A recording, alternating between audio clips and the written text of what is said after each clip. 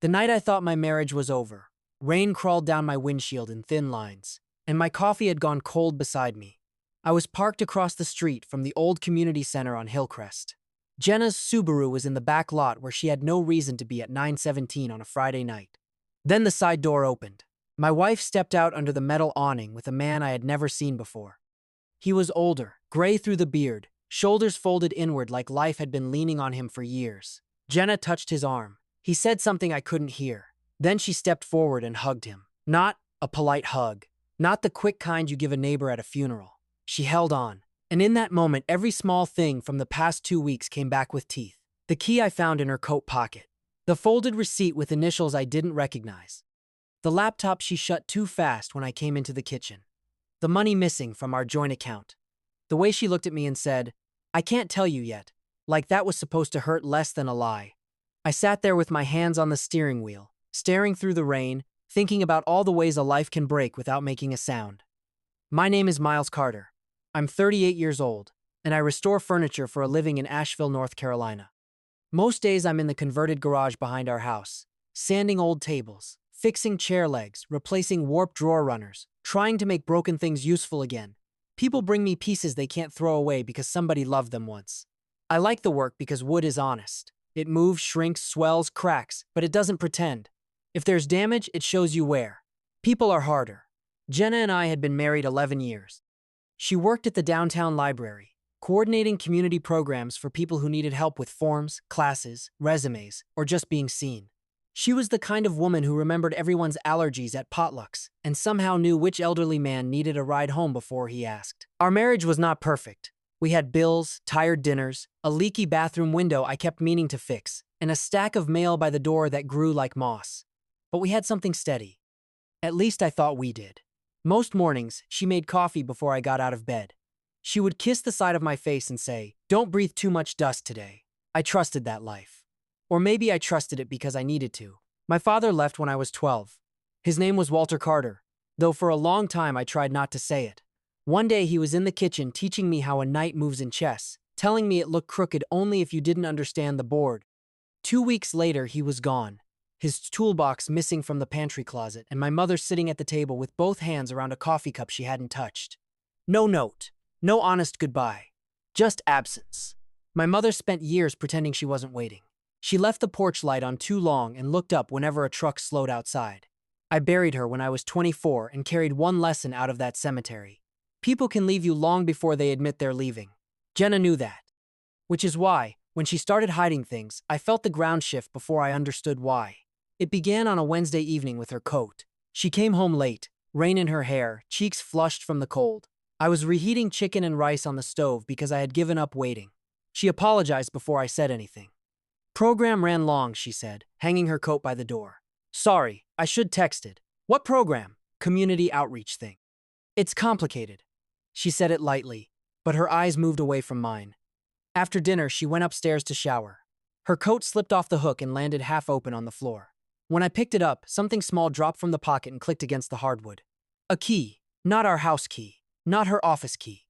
It was brass, narrow, with a square green tag rubbed almost blank. Then I saw the folded paper tucked deeper in the pocket. A receipt from Hillcrest Center for a reserved room. No full name. Just initials typed on the renter line. WG.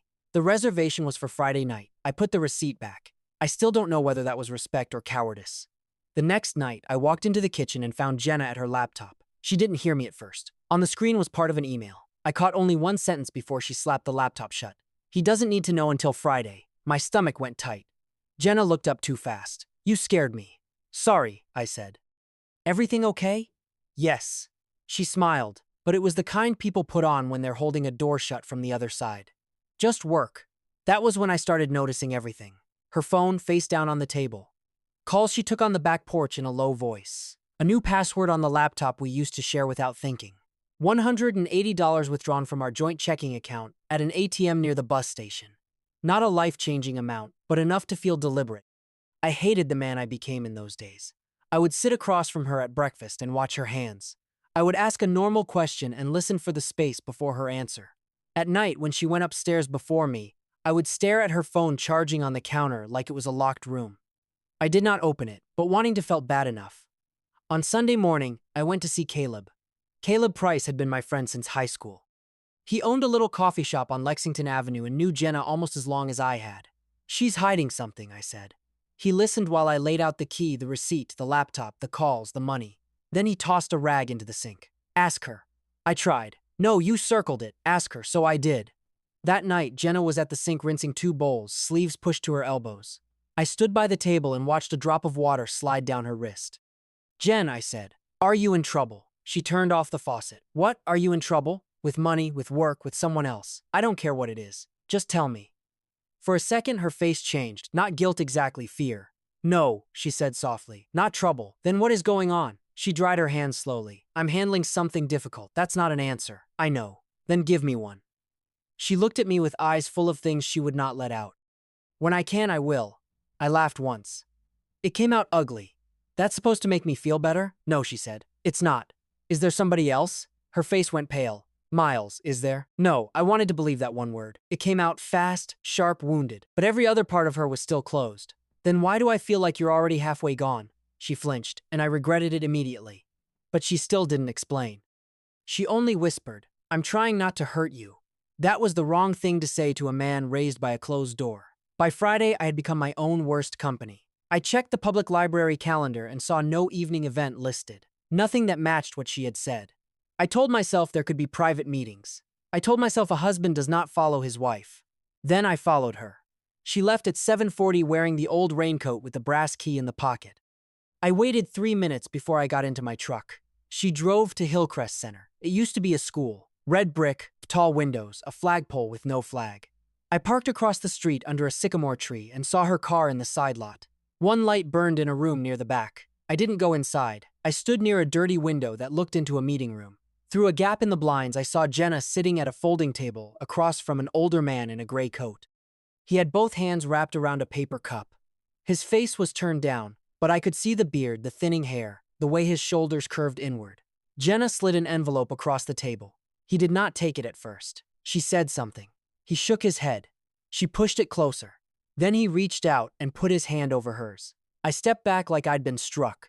There are moments when the mind does not search for truth. It searches for the fastest story that explains the pain. I drove home before she came out. I sat in the driveway with the engine off, rain ticking on the roof, unable to open the door. Our house looked the same. Porch light on, curtains drawn. The little ceramic planter Jenna loved sitting crooked on the steps. I thought, how dare the world look normal? 2 days later, the story got worse. Jenna was at the grocery store. I was looking for packing tape in the small desk she used for library paperwork. The drawer stuck, as it always did, and when I pulled harder, something shifted in the back. A little wooden box wrapped in a blue handkerchief. I didn't. Inside was a cracked wooden chess knight, a cassette tape, and a folded note. The knight was old, hand-carved, one ear chipped, the base split and repaired badly years ago. On the bottom, in letters burned shallow into the wood, were 2 initials, W.C. My fingers went cold. Walter Carter. The note was written in a shaky hand. "For Miles when he's ready." I sat at that desk until the room blurred. Some wounds become walls. Jenna knew where that wall was. She had helped me repaint it, and now my father's initials were in her drawer, next to a message addressed to me, hidden like contraband. When she came home, I said nothing. I put everything back exactly as I found it, which somehow made me feel worse. That Friday night, she went out again. This time, I didn't pretend to be decent. I followed her straight to Hillcrest and parked in the same place. The rain had stopped, leaving the pavement black and shiny under the streetlights. At 9:17, the side door opened. Jenna stepped out with the man in the gray coat. They stood under the awning. He looked smaller than he had through the window, but that didn't help. Jenna spoke gently to him. He took something from his pocket and pressed it into her hand. She shook her head. He nodded, insisting. Then he leaned forward and kissed her forehead. Not passionately, not like a lover, but I was too far gone to understand tenderness in any language except betrayal. I drove home shaking. I got there before she did. I took the wooden box from her drawer and placed it in the middle of the kitchen table. Then I put the knight beside it, the cassette tape, the note, the brass key, and the receipt, one by one, like evidence, like a trial. When Jenna walked in 20 minutes later, she stopped so suddenly the door stayed open behind her. Cold air moved through the kitchen. Her hair was damp around her face. "Miles," she said. "Who is he?" She looked at the table. Her mouth opened, then closed. "Who is he?" I asked again. She set her bag down carefully, like any sudden sound might shatter the room. Please sit down. No, I'm done being spoken to like I'm too fragile for the truth. Her eyes filled. That isn't what this is. Then what is it? A key, a receipt, money missing, secret calls, secret meetings, and now this? I picked up the knight. My father's initials in your drawer? She took one step toward me. Let me explain. I've been asking you to explain for 2 weeks. I saw you with him. Her face crumpled. You followed me? Yes, and I saw enough. You didn't. He kissed you. Miles. Don't tell me I didn't see what I saw. She was crying now, but quietly. It's not what you think. That's what people say when it's exactly what someone thinks. No. Are you leaving me? No. Are you in love with him? No. This time she said it with enough force that it echoed off the cabinets. Then why bring my father into whatever this is? I put the knight down harder than I meant to. You knew what that name does to me. The worst part, I said, quieter now, isn't that you might have betrayed me. It's that you knew I would feel 12 years old again and you still let me find out like this. That broke something in her. She sat down at the table like her legs had given up. I was trying to keep him from breaking you, she whispered. The room went still. I didn't ask who. I couldn't. Some part of me already knew, and that part was terrified. She reached toward the cassette tape, then stopped before touching it. I did it wrong. I know I did. But I didn't know how to tell you. Tell me what? She looked up. That man is your father. If anger is fire, shock is winter. I stood there with my hands empty, staring at my wife, and for several seconds I heard nothing. Not the refrigerator, not the rain starting again outside, not even my own breathing. No, I said. Jenna nodded once, tears sliding down her face. His name is Walter Carter. He's been using Walt Gray at the program. No, I checked. I didn't want to believe it either. He's dead. You never knew that. He might as well be. She accepted that like she deserved it. He came into the library 6 weeks ago, she said. Not looking for you. He needed help with housing forms. I saw the last name, Carter. Then he mentioned Asheville, your mother's name, the house on Maple, the scar on your left thumb, the chess set he carved. My thumb curled into my palm. He told me he had a son named Miles, she said. Then he said he had no right to say that out loud. I wanted to hate her for telling me. I wanted to hate her for not telling me sooner. Both feelings stood in me at the same time. The money? I asked. Temporary room fees. Replacement ID. Medication he couldn't cover until the clinic processed his paperwork. I used some of the emergency fund. I was going to put it back from my paycheck. Why? Because he was sleeping behind the bus station, Miles. I looked away. That doesn't make him good, she said quickly. It doesn't erase anything. I was trying to find out if he was dangerous, if he wanted money, if he was lying before I put him in front of you.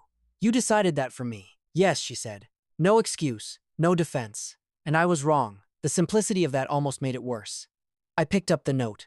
For Miles, when he's ready. I told you if he ever came back, I didn't want to know. I remember. And you thought what? That you knew better? She wiped her cheek with the heel of her hand. I thought if he disappeared again and I never told you, I would be choosing your life for you. And if I told you too soon and he hurt you, I would be the one who opened the door. I got stuck between 2 wrong things and chose a 3rd wrong thing. I sat down because standing had become too hard. For a while, neither of us spoke. The kitchen light was too bright. The tape sat between us like a small black coffin. He made that? I asked, looking at the knight. Yes, I broke it, I know. He was teaching me chess. I got mad because I kept losing. I threw it against the wall. Jenna gave a sad little nod. He remembered. I hated that. I hated that memory had survived in him when responsibility had not. I couldn't stay in the kitchen. I took the cassette, the knight, and the note, then walked out to the shop. Jenna did not follow.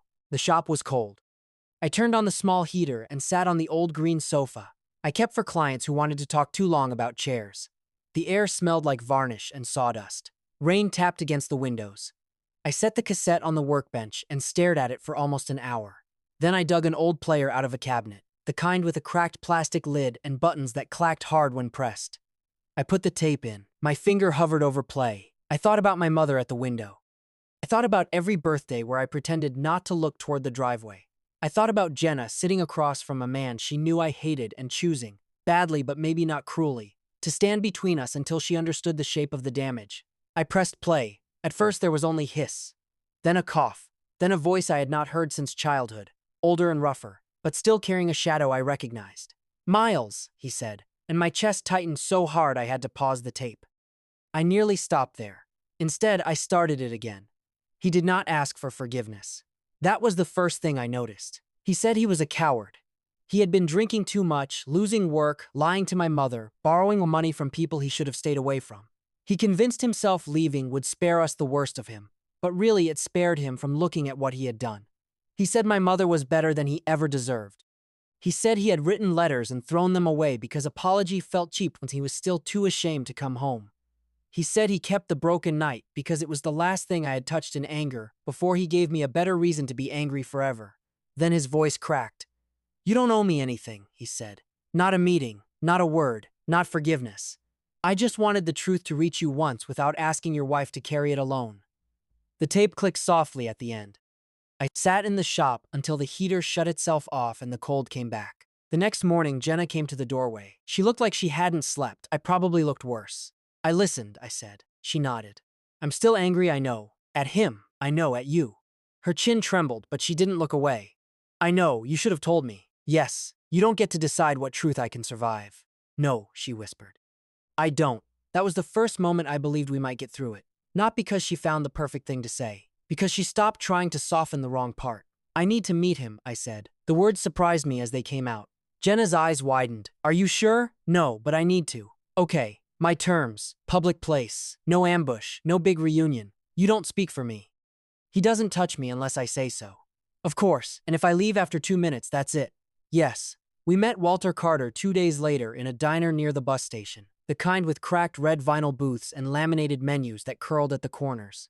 Jenna came with me but sat beside me, not between us. For 26 years, my father had been a monster, a ghost, a locked door. The man in the booth was smaller than all of that.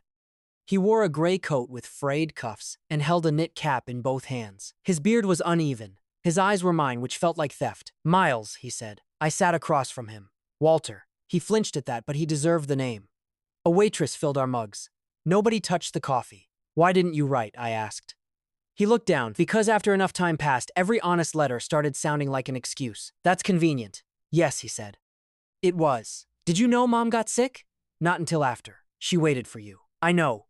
No, you weren't there. You didn't hear her tell people you were working out of state because saying you left was too humiliating. Walter closed his eyes. You're right. I needed you. I know. You don't get to sound sad about that now. I know. My hands were shaking under the table. Jenna saw, but she did not reach for me. Walter pushed a sealed envelope across the table. I wrote this before I knew whether you'd come. It doesn't ask for anything. The program found me a bed in Charlotte. I leave Monday. I didn't touch the envelope. Why now? I asked. Because I got old enough to understand that shame is not punishment. It's another hiding place. That one landed somewhere I didn't want it to. I listened to the tape, I said. His hand stopped twisting the cap. I don't forgive you. I understand. I don't know if I ever will. You don't have to. But I heard it. His face folded, then a small collapse around the mouth and eyes. Thank you, he said. That was all the meeting was. No hug, no swelling music, no father and son repairing a lifetime over diner coffee. I got up after 30 minutes and walked outside into the gray afternoon.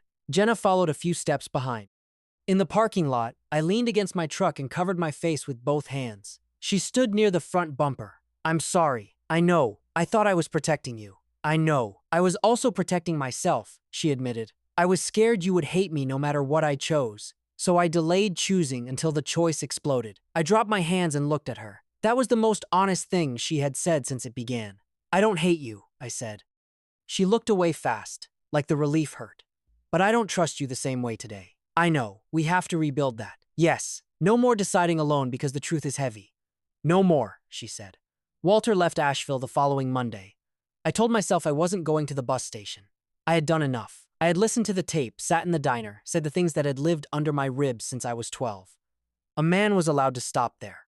Then I spent all Sunday night in the shop repairing the chestnut. The old glue was brittle. I cleaned the split, filled the crack, clamped it under soft pressure, and sanded the base after the sun came up. The repair didn't disappear. It never would. But the piece could stand again. At 8:10 Monday morning, I drove to the bus station with the night wrapped in a rag on the passenger seat. Walter was outside near Bay 4, holding a canvas duffel and the same gray coat folded over one arm.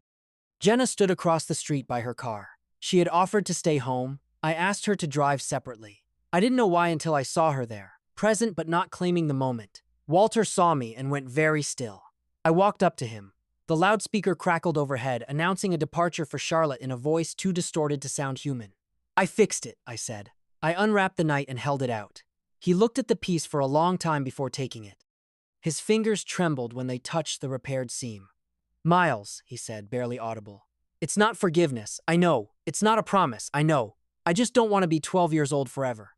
Tears ran down his face then. He didn't wipe them away. You deserved better, he said. Yes, I said. I did. That was the first time I had ever said it without feeling like I was asking too much. The bus driver called for final boarding. Walter wrapped the night back in the rag and tucked it into his coat pocket like it was something breakable, because it was. He did not ask to hug me. He only nodded once and stepped onto the bus. I stood there until it pulled away. When I turned around, Genesil was still across the street. She didn't rush over. She waited until I crossed to her. Then she asked, "Do you want me to drive?" I shook my head. I can. At home, we didn't fix everything in one conversation. That would have been insulting to what broke. Trust is not a chair leg you clamp overnight and sand smooth in the morning. We made rules. If something big touches both of us get to know. No secrets justified as protection. No silence used as kindness. Jenna apologized more than once, but after a while, the better apologies were not words. She left her phone face up again. She told me uncomfortable things early, before they became shadows, and I worked on my own side of the crack. When I told Caleb, he listened, burned 2 bagels in a row, and said, "So your brain built a whole courtroom and convicted her before the trial."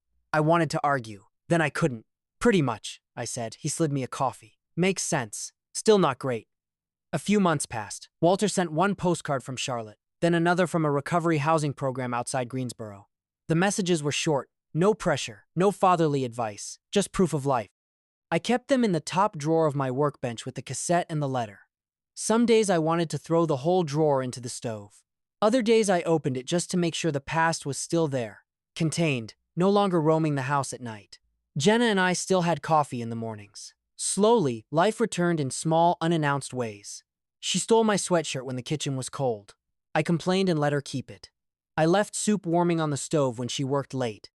One Saturday, she came into the shop and stood behind me while I worked on a split walnut table. "Can it be fixed?" she asked. I ran my thumb along the crack. It traveled almost the whole length of the top, dark and uneven, but the wood on either side was strong. "Fixed isn't always the right word," I said. She rested her hand lightly on my shoulder. This time I didn't stiffen. "What is?"